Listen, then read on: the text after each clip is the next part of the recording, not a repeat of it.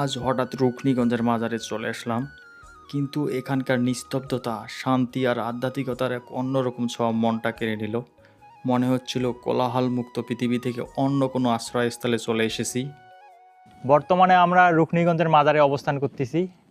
একটু পরে মাগরিবের আজান দিবে, তো এখন আমরা উজু করে নামাজ পড়তে যাব।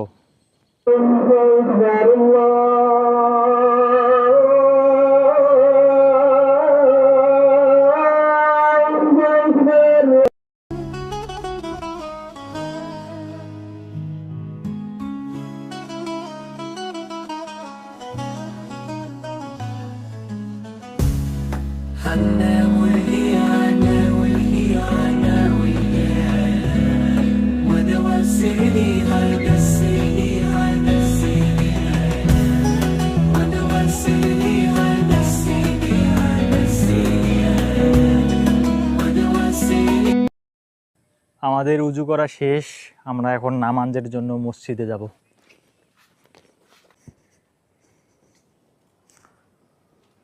বিসমিল্লাহ। ওয়াও, মাজারের মেইন মসজিদ অলরেডি অন্ধকার হয়ে গেছে, পুরো মসজিদ ফাঁকা। এত বড় মাজার, নামাজ পড়ার মানুষজন নেই, পুরো মসজিদ ফাঁকা।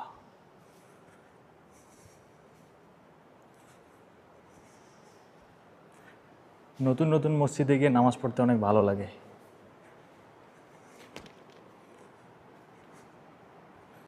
মাদ্রাসা কর্তৃপক্ষের সাথে কথা বলে জানতে পারলাম, শুক্র এবং শনিবার বন্ধ থাকার কারণে মাদ্রাসায় কোনো স্টুডেন্ট নাই, আর এর জন্য মসজিদ ফাঁকা ছিল। আমরা ভুল বুঝছিলাম। আমি যেটা যতদূর জানতাম যে এটা সবসময় মানুষজনে ভর্তি থাকে, স্টুডেন্টে ভরা থাকে, এটা এরকম একটা নাম করা মাদ্রাসা। জায়গাটা একটা ঐতিহ্যবাহী, বাংলাদেশ পীর আউলিয়াদের দেশ, সেটা সবাই জানে। মহান সৃষ্টিকর্তা আল্লাহ তাআলার অশেষ রহমতে মাগরিবের নামাজ আদায় করলাম আমরা। চারদিক অন্ধকার হয়ে গেছে, আর এই জায়গাটা বেশি অন্ধকার মনে হচ্ছে কারণ এখানে প্রচুর গাছপালা। তো এখন শাহাদত আছে, শাহাদত আর আমি আসছি দুজন মিলে।